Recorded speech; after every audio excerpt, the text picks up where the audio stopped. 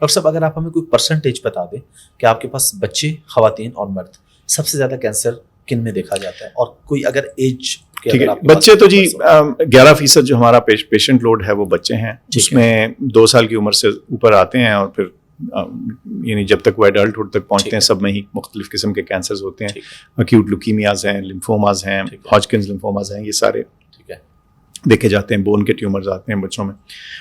خواتین میں جیسے میں نے عرض کیا بریسٹ کینسر سب سے زیادہ ہے. مرد حضرات میں بہت سارے ایسے کینسر جن کا تمباکو سے تعلق ہو سکتا ہے، مثال کے طور پہ لنگ کا، وہ بھی ہم کافی دیکھتے ہیں. پھر لمفوماز بھی ان میں دیکھے جاتے ہیں. پھر جینیٹو یورینری ٹریکٹ جس میں پروسٹیٹ اور بلیڈر کے ہیں ٹیومر وہ بھی ہیں. گیسٹرو انٹیسٹنل ٹریکٹ کے جو ٹیومرز ہیں وہ بھی خاصی اہمیت رکھتے ہیں.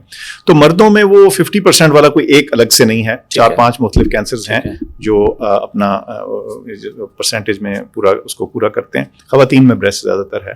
اور یہ جو فگرز ہیں نا جی، یہ کچھ باقی دنیا سے زیادہ فرق نہیں ہے. اچھا ہاں، یہ ملتے جلتے ہیں. ہر جگہ میں تھوڑا سا آپ کو کوئی کہیں ایک کینسر تھوڑا سا زیادہ دکھتا ہے، کہیں کوئی دوسرا، لیکن اوور آل اگر آپ دیکھیں تو بہت زیادہ چینجز نہیں ہیں اس میں. ڈاکٹر صاحب میں ہاسپٹل کا نام نہیں لیتا، لاہور میں ایک ہاسپٹل ہے، مطلب بڑا پرائیویٹ ایک بڑا ہاسپٹل ہے. وہاں پہ ہمارا ٹریٹمنٹ چل رہا تھا میرا اور میری مسز کا روٹین کا. تو وہاں پہ جو ڈاکٹر تھی گائنیکالوجسٹ، انہوں نے مجھے ایک ٹیسٹ کا کہا کہ آپ یہ ٹیسٹ اپنا کروائیں، اور سیمن انالیسس ٹیسٹ تھا. میں آپ کو بتاتا ہوں، اوپنلی بتاتا ہوں. اب ہمارا ماشاء اللہ ہماری بیٹی بھی ہے، اللہ کا اور بھی کرم ہو رہا ہے انشاءاللہ. تو مجھے وہ ڈاکٹر نے منع کیا کہ یہ ہمارے ہاسپٹل سے ٹیسٹ نہ کروانا، یہ تم نے شوکت خانم سے کروانا ہے. وہ ڈاکٹر جو خود وہاں بیٹھتی ہیں. میں نے ان سے کہا کیوں؟ انہوں نے کہا ہمارے ہاسپٹل میں تھوڑا سا نا وہ اوپر نیچے کر دیں گے.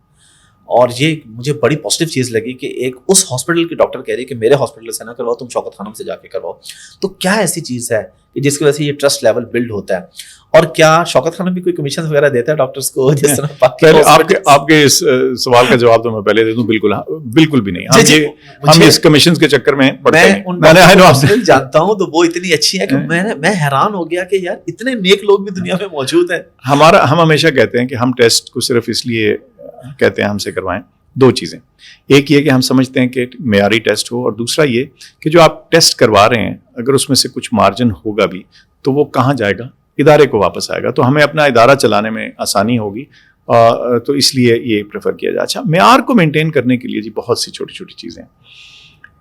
وہی ٹیسٹ، آپ نے ایک ٹیسٹ کا ذکر کیا، میں آپ کو بتاؤں تقریباً دنیا کا ہر ٹیسٹ جو ہے اس کو بہت بہتر طریقے سے بھی کیا جا سکتا ہے، گزارا بھی کیا جا سکتا ہے، اور خدا نہ خواستہ بد احتیاطی سے بھی کیا. میں اس ایک کی بات کروں، اس کے علاوہ بھی روٹین کی فیملی کے ہم سب میں آپ کو مثال کے طور پر، اچھا اس میں کیا چیزیں، ان پٹس کیا ہیں، وہ کیا عناصر ہیں جس کی وجہ سے ایک ٹیسٹ ریلائبل ہوتا ہے. پہلی تو بات یہ ہے کہ آپ کی کمٹمنٹ ایکسلنس کی ہے کہ نہیں. کیا آپ کا یہ فوکس ہے کہ چاہے جو مرضی ہو جائے ہم نے جو رپورٹ دینی ہے وہ ویسی ہوگی جو ہم اپنے عزیز رشتہ دار، اپنے ماں باپ، اپنے بچوں، اپنے بہن بھائیوں، اپنے عزیز و اقارب کے لیے بھی وہ پسند کریں. پہلی تو بات یہ. ٹھیک ہے. تو آپ نے مشن سیٹ کرنا ہے، ویژن سیٹ کرنا ہے کہ یہ ہمارا ایکسلنس، ہماری راہ ہے، یہ ہمارا طریقہ کار ہے. ایک بات. دوسرا، آپ کو بہترین لوگ لینے ہیں. ٹیکنالوجسٹ کیا، ڈاکٹرز کیا، ہر کوئی اپنی اپنی جگہ ویل ٹرینڈ ہو. جو چیز وہ کر رہا ہے اس کے بارے میں اس کو مہارت حاصل ہو، ٹریننگ حاصل ہو، ری ٹریننگ حاصل ہو، اور غلطیوں سے، یہ میں بہت اہم بات آپ کو بتانے لگا ہوں، غلطیوں سے سیکھنے کا موقع ہو. ٹھیک ہے. اگر غلطی انسان سے ہوتی ہے، ایررز ہر جگہ ہوتی ہیں. جب آپ ایرر کرو تو اس پہ اگر آپ یہ کہو کہ جی بس میں سزا ہی دوں گا تو مسئلہ حل نہیں ہوتا. آپ نے دیکھنا ہے کہ اس کی روٹ کاز کیا، کہاں ایرر ہوئی. کہیں پڑھتے ہوئے کیا آپ نے کیا ٹیسٹ زیادہ دے دیا اس کو، ٹیکنالوجسٹ کو یا ڈاکٹر کو، کیا آپ نے وہ ٹولز مہیا کیے کہ نہیں، کیا وہ آپ نے ٹریننگ مہیا کی کہ نہیں، کیا آپ کے پروسیس فلو میں کوئی ایرر تھی کہ نام آگے پیچھے ہو گیا. یہ چھوٹی چھوٹی چیزیں ہیں جس سے گڑبڑ ہوتی. تو ان ساری چیزوں میں، ٹریننگ میں، سسٹمز میں، کوالٹی ایشورنس کا پورا پروگرام ہے، اس میں انویسٹ کیا ہوا ہے آپ نے کہ نہیں. اس کی ایک کاسٹ ہے، یہ مفت نہیں ہے. جب آپ ایک ٹیسٹ مستند طریقے سے کرنا چاہتے ہیں تو آپ نے، جیسے میں نے عرض کی، اچھے لوگ رکھنے ہیں. اچھے لوگوں کو آپ تنخواہ دیں گے، ان کو ریٹین کریں گے، ان کو ٹرین اور پھر ری ٹرین کریں گے. پھر صبح ٹیسٹ رن شروع ہوتا ہے، کیا اس میں آپ کوالٹی جو کنٹرولز ہیں وہ لگاتے ہیں کہ نہیں، اور اتنے لگاتے ہیں جتنے ریکمینڈڈ ہیں کہ نہیں. پھر اپنے ٹیسٹ کے سارے پروسیس کے اندر آپ نے مشینیں کیسی لگائیں گے. پھر کیا آپ نے انویسٹ کیا ہے ان سرٹیفکیشنز. آپ نے یہ بھی کوشش کرنی ہے کہ آپ اپنے منہ میاں مٹھو نہ بنے. بہتر ہے کہ کوئی تھرڈ پارٹی آ کے آپ کو ایویلویٹ کرے, جج کرے اور کہے کہ ہاں دیکھیں یہ آپ مناسب طریقے سے کر رہے ہیں, ہم سرٹیفائی کرتے ہیں. تو جب آپ ان ساری چیزوں میں اپنا وہ حصہ ڈالتے ہیں تو خود بخود معیار بلند ہوتا ہے. آپ نے یہ بھی دیکھنا ہے کہ جو ٹیسٹ کی آپ کی والیوم ہے وہ کیا اتنی ہے کہ آپ اس میں وہ مہارت رکھ سکیں. کبھی کبھار ایک ایسا ٹیسٹ ہے جو بہت ریئرلی آتا ہے, آپ کے پاس اس کے کنٹرولز ہی کافی نہیں ہیں, تو پھر کئی دفعہ بہتر ہوتا ہے کہ وہ ایسی جگہ ریفر کیا جائے جہاں یہ ٹیسٹ زیادہ ہو رہے ہیں. تو یہ بڑا بیلنس ہے, اور اس میں اس ساری چیز کی ٹائمنگ اور ٹیمپریچر بھی بڑا ٹائمنگ, ٹیمپریچر, ٹریننگ, اسٹوریج, ری ایجنٹ کہاں اسٹور کر رہے ہیں, کہاں سے سورس کر رہے ہیں, جہاں سے رستے میں آ رہا ہے کیا وہاں ٹیمپریچر اس چیز کی مینٹین ہو رہا ہے کہ نہیں. آپ نے تو خرید لیا ری ایجنٹ, وہ چلا جرمنی سے چلا یا روٹرڈیم سے چلا, وہاں سے چل کے یہاں اس نے پہنچنا ہے, کیا اس کے اندر ڈیٹا لاگرز موجود ہیں, ٹیمپریچر لاگرز ہیں کہ نہیں, کیا اس کا جو مینوفیکچرر خود ہے وہ سرٹیفائڈ ہے یا نہیں.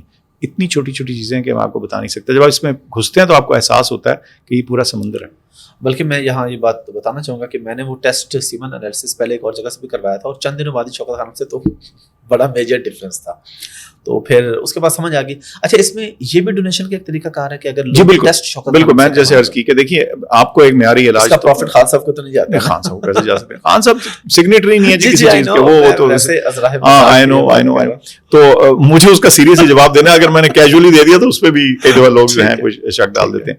تو نہیں جی بالکل. اچھا اس میں وہ کیسے ڈونیشن کا طریقہ, اور وہ بڑا زبردست طریقہ ہے کہ آپ کو بھی ایک فائدہ مل رہا ہے اس میں, آپ کو ایک معیاری ٹیسٹ مل رہا ہے, اور اس میں جو اس کا مارجن یا پروفٹ ہے وہ ادارے کو جا رہا ہے. اور ادارہ جو ہے اپنے آپ کو ہی بلڈ کر سکتا ہے نا, اپنے سٹاف کو تنخواہیں دے سکتا ہے, اپنا انفراسٹرکچر بہتر کر سکتا ہے, اسی کوالٹی ایشورنس پروگرام جیسے جوائنٹ کمیشن ہے یا دیگر اس طرح کے جو کوالٹی پروگرامز ہیں اس میں انویسٹ کر سکتا ہے.